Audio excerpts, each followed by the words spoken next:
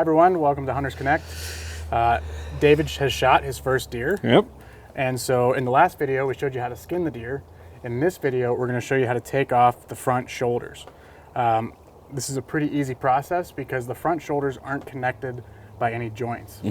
Basically, all you're gonna do is lift that leg, give it pressure. In the same way that we had pressure on the hide to skin it, Right. we're gonna give pressure between the main body cavity and this front shoulder. Once you give that pressure, you're just gonna make those smooth cuts, and that's gonna remove that shoulder from the body. Okay. So let's get to it. So can you give some pressure on that leg? Yeah. So we're just gonna.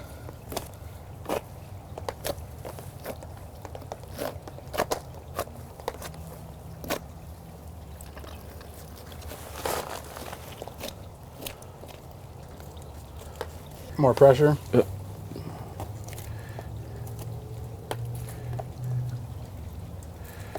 You want me to just kind of pull this up as you go along? Keep giving it pressure. Gotcha.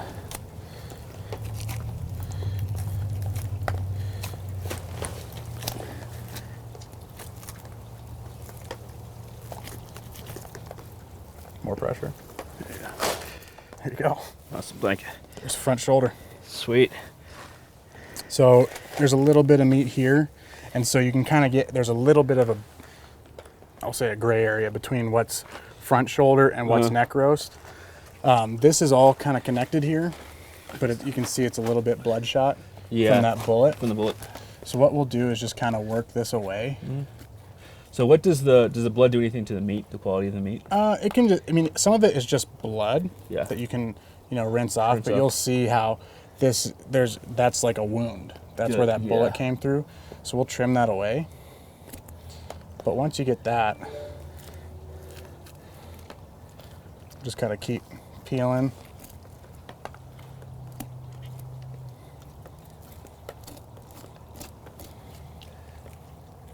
And just working that off.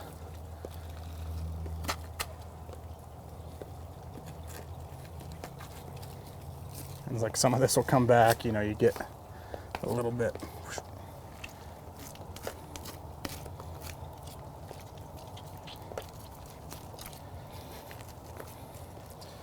So what I'll do is just kind of Clip that bit. So you've got this little bit of meat. Oh, that's good. But we can trim that and you can burger it. That'd be my recommendation, just because it's kind of like an in-between size. Okay. It'd be tough to make a roast out of anything here. You just stir fry out of it, man. You could strip it and make a stir fry, totally. So, but what I would do is just kind of, once we're done, we've got these pieces now. So you're gonna, once we get into the butchering process, you'll trim that fat away. Try to, see how that even little bit of blood is starting to peel that away. I think you'll be able to get a lot of meat actually out of there. Oh, good. Once you give it a little bit of effort. Gotcha. Trimming. But we're gonna set that off to the side and let you take over. So you see how that separates? Yeah. You got this little bit of connection here. I would start up here. Okay, so it's like just coming down. Yep. Wait for them to. Okay. Yep. Yeah, so this is all just like none of this is bone. It just hangs right on there. Isn't that crazy? And then so how close? Just like okay, you went up pretty far up there. Feel like. Yep. So I'd come back this way. Yeah, you got this guy. Yep. You can see it. Yep. You don't have to go up too far because you're just. I mean, a lot of this we're gonna. You just come off anyway. Scrap to expose a lot of its fat. And we'll scrap it to expose those ribs. I think that's a good. Right there is fine.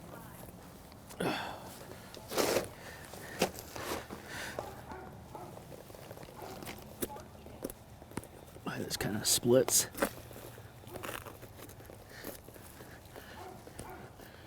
Trying to figure out where I want That's a good spot right there.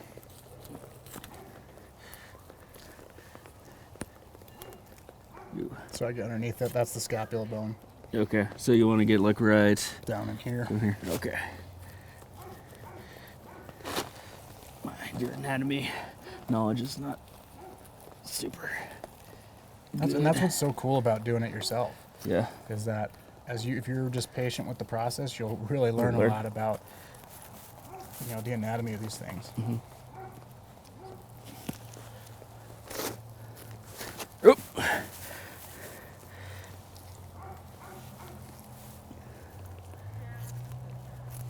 Cool, There man. you go. You just removed your first front shoulder. Fantastic. Look at this. It's pretty awesome. Nice. That's a lot of meat. Yeah, and there's like a little bit, so you'll see like there's a little bit of bloodshot in there, Yeah. but I think once you start trimming that away, you'll see what's good and what needs to be thrown out. I wouldn't keep this bloodshot stuff.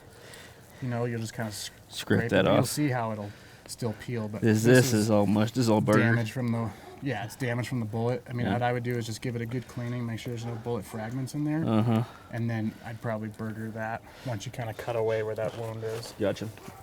So now that we've got the front shoulders off, what we're gonna do is remove this layer of fat that's covering the ribs. Yep.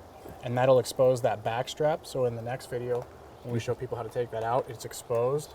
And then we'll also take some of this trim meat around that you can save and make a flank steak or add to the burger pile. Yeah. Whatever you decide you want to do. Yeah. But the first step is just going to be clearing off this fat so we can see the rest of what we're working with. Okay, sounds good. So yeah, you can see this deer is super fatty. I mean, this is a really, really healthy deer. Yeah. And basically what we're just trying to do is just get this fat out of here so that, one, you don't want to eat this fat. It's pretty waxy. Yeah. And can, if you keep it on there, can kind of contribute that, what people call a gamey taste to their meat. But it's just, all of these processes are very similar. Yeah. And that it's like an onion, there's layers. And so whether it's the front shoulder that you're kind of trying to splay out and separate or the hide from the main body, you're just kind of following these seams and a lot of this stuff will just peel away. So see how much of that backstrap we can see now? Yeah, I can see that. Those lines, now we basically just have a natural guideline of where we want to make cuts.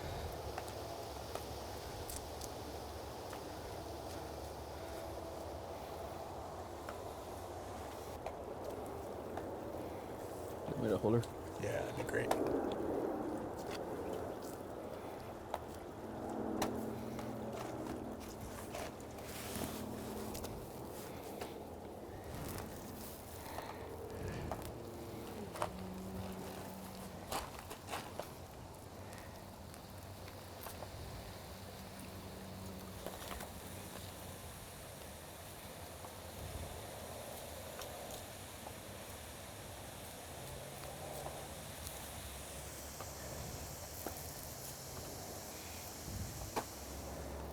All right, so you want to save this flank steak stuff? Yeah.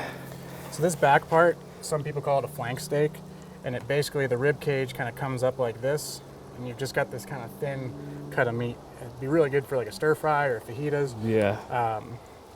Yeah, so I'm just gonna take that and trim it. Trim it around and follow those ribs.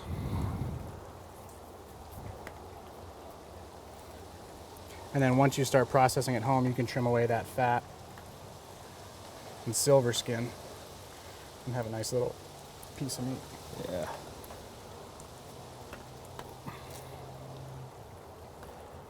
Nice. Now, it's definitely got some bloodshot a little bit. Like I said, Clean it off.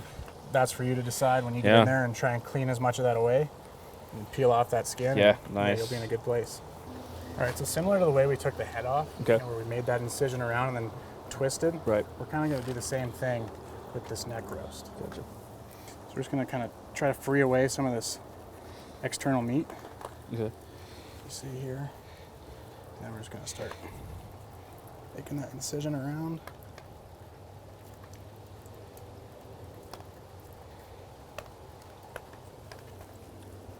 And you'll see how it just kind of starts to free up and separate. See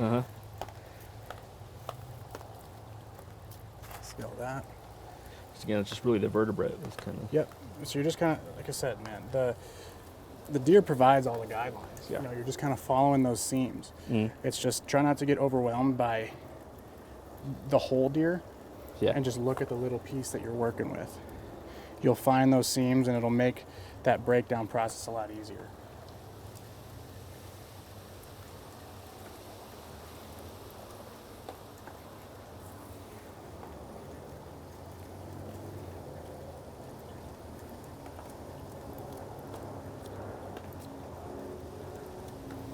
Pretty much all that's exposed now. All right, so now that we've worked around this, you can see this little vertebrae here where it wants to separate.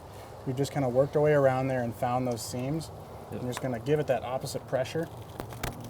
It's gonna start to separate there, just like the head did and the legs. And then once that's kind of exposed, the spinal cord.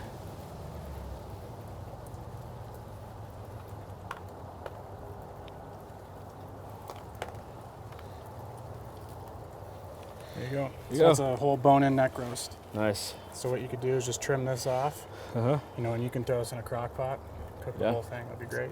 Fantastic. Thank you. All right, so if you want to keep the ribs whole, there's lots of different ways to do it. I typically use a hatchet, Yep. but you can use a hacksaw and just. Filter down. But that's what we're gonna do.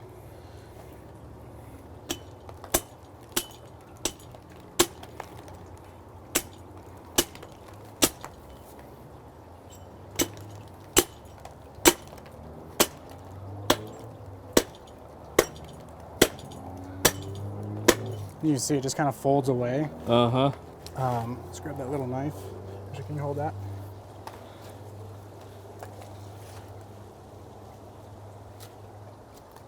Yeah, and just, you know, obviously safety's number one. Be careful, but also keep yourself just a little bit of distance from that back strap to make sure you're not cutting into there. Right.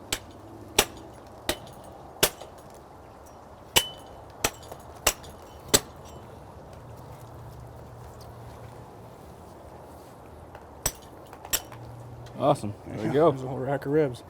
Nice. And so I like that's it. where the bullet hole was, but you just trim around that. Yeah. And you've got plenty there that you can work with. That's tasty. Okay, so now that we got it skinned, Uh-huh. you know, what we've done is taken off the front shoulder as well as trimmed that fat and kind of excess stuff on the ribs to expose what we're working with. Uh-huh. From there, you know, we were able to take that neck roast off as a whole bone-in roast, trim those ribs, and then cut those ribs off whole. Yep. And now you've got a rack of ribs that you could slow cook or Yeah.